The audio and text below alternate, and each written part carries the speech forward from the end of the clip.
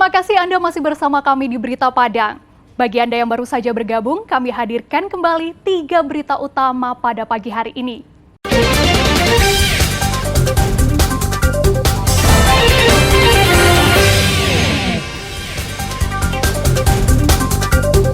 Nagari Kampuang Galapung, Kecamatan Ulakan Tapakis, langganan banjir akibat tidak normalnya Sungai Batang Ulakan. Jembatan di Nagari Amping Parak Timur, ambruk akibat longsor.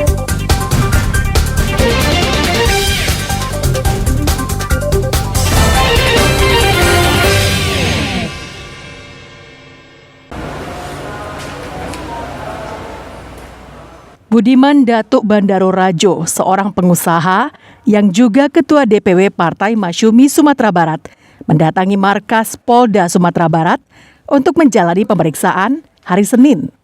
Budiman dilaporkan oleh Endre Saiful, mantan anggota DPR RI, dengan tuduhan pemalsuan surat.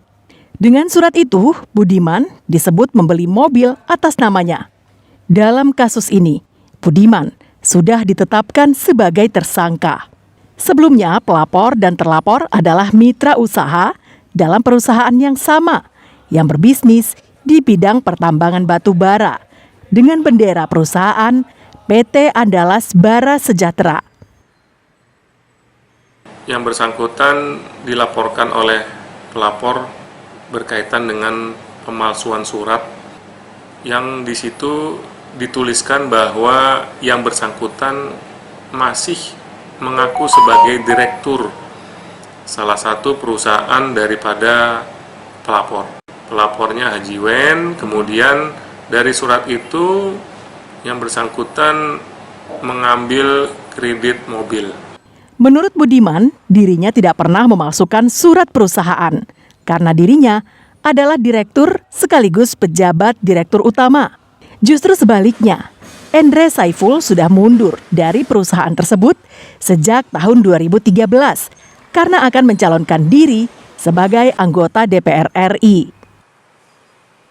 Kemudian naik SPDP tanpa ada tersangka 263, pembuatan surat palsu saja. Nah, cuman masih ada istilahnya saya mengaku sebagai direktur. Sebenarnya yang terjadi itu terbalik. Jadi maling teriak maling lah. Jadi dia yang memalsukan surat akta, dia memalsukan dua akta, kemudian dia yang mengambil aset perusahaan, sementara kalau mobil itu sudah saya beli dari perusahaan. Kemudian saya jadi direktur bukan mengaku memang saya yang direktur, nah ini aktanya saya bawa. Walaupun baru pemeriksaan kedua, Budiman bahkan sudah membawa sejumlah pakaian dan kebutuhan lain jika seandainya langsung ditahan usai pemeriksaan. Laude Juhardio Anse melaporkan dari Padang.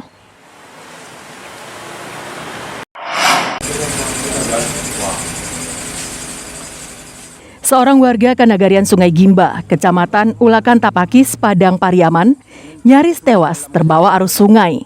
Korban terjatuh saat berdiri di atas jembatan. Warga lainnya berhasil menyelamatkan korban yang berada dalam kondisi pingsan. Korban segera dibawa warga ke Puskesmas Pauk Kambar untuk mendapatkan pertolongan. Kondisi korban masih lemas. Korban masih cukup lemas. Namun karena kondisinya kritis, ia terpaksa dilarikan ke RSUD Pariaman untuk mendapatkan pertolongan yang lebih intensif. Menurut teman korban, mereka sedang berada di atas jembatan sambil duduk di pagar jembatan. Namun korban terpeleset dan jatuh ke dalam sungai Batang Gimba ini. Teman korban langsung terjun dan berusaha menyelamatkan korban yang masuk ke bawah kolong jembatan. Korban ditemukan dalam kondisi pingsan, tidak sadarkan diri. Orang pada berdiri di sini semua, jadi dia itu terpleset gitu. Di sini pas kejadiannya di sini terpleset. Jadi kebetulan saya terjun nyari dia, ketemu dia di belakang situ tuh, nyebrang, ngelewatin jembatan ini. Sebanyak 300 rumah di Sungai Gimba terendam banjir. Sementara itu, akibat hujan deras di Nagari Sungai Gimba, tercatat 300 rumah terendam banjir dengan ketinggian mencapai 1,5 meter. Banjir sempat memutus arus lalu lintas di jalan utama Nagari. Selain itu, ratusan hektar sawah jadi rusak dan puluhan mesin bajak juga menjadi korban banjir. Banjir kali ini termasuk yang terparah di Porong ini. Yang terdampak warga rumah sekitar 300 rumah lah. Warga juga berharap normalisasi Sungai Batang Gimba karena jika hujan deras datang, sungai sudah tak mampu menampungnya dan meluap membanjiri perkampungan. Eki Rafki melaporkan dari Padang Pariaman. Sini. Warga mengungsi dengan menggunakan perahu seadanya agar bisa menyelamatkan diri dari amukan banjir pada Minggu sore. Banjir mengakibatkan ratusan rumah terendam dengan ketinggian mencapai hingga 2 meter. Sebagian warga bertahan di rumahnya dan sebagian lagi terpaksa harus meninggalkan rumah untuk menyelamatkan nyawa mereka dari amukan banjir. Dalam satu dasawarsa terakhir, Kanagarian Kampuang Galapuang ini menjadi langganan banjir jika hujan deras mengguyur daerah itu. Banjir kali ini setelah daerah itu diguyur hujan deras semenjak Sabtu petang hingga Minggu. Sampai Minggu petang, air masih menggenangi nagari ini. Dan puluhan warga masih bertahan di masjid yang dijadikan tempat pengungsian. Semenjak jam setengah 2 jalan naik juga kan, terus jalan air ini kan sampai jam setengah 4 air naik. Setinggi apa tuh Pak? Ini Pak. Ya. Warga menyayangkan sikap pemerintah yang tidak mengantisipasi banjir kali ini. Banjir diakibatkan tidak normalnya arus Sungai Batang Ulakan yang berliku dan banyak sisa pohon dan batang kayu di dalam sungai. Dangkalnya batang air Ulakan ini. Yang ketiga itu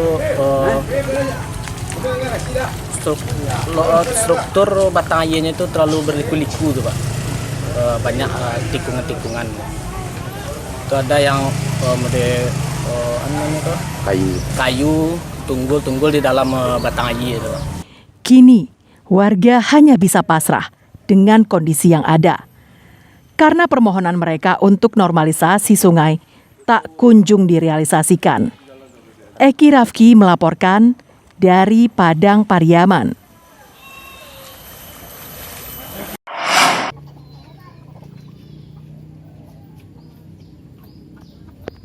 Sebuah jembatan di Kampung Taratak Paneh, Nagari Amping, Parak Timur, pesisir selatan, ambruk pada Minggu pagi akibat tebing penahan jembatan longsor. Tebing penahan ini longsor disebabkan oleh arus sungai yang terus-menerus mengikis, ditambah dengan intensitas hujan yang cukup tinggi dari Sabtu sore pekan lalu dan debit air pun meningkat. Jembatan yang biasanya digunakan oleh warga Kampung Taratak Panas ini untuk membawa hasil kebunnya, karena sebagian besar masyarakatnya berprofesi sebagai petani. Jembatan ini juga menjadi penghubung antara dua kampung, yakni Kampung Taratak Panas dan Tanjung Gadang. Hasil tani yang biasanya diangkut dari seberang seperti sawit, gambir, padi, dan hasil tani lainnya. Masyarakat minta mohon dibantu didirikan kembali. Ini lahan pertanian, perkebunan, sawit, sawah. Itu sekitar kalau Taratak Panas sekitar 75% itu lahan pertanian sama perkebunan. Meski masih memiliki akses jalan lainnya, namun jalan tersebut tak populer karena jauh dan butuh waktu lama. Warga berharap agar jembatan ini segera diperbaiki karena menjadi sarana perhubungan yang vital. Banta Fauzan melaporkan dari pesisir selatan. Saudara, informasi tadi sekaligus menutup berita Padang pagi ini. Saya Frin Meriana beserta tim redaksi yang bertugas mengucapkan terima kasih. Sampai jumpa.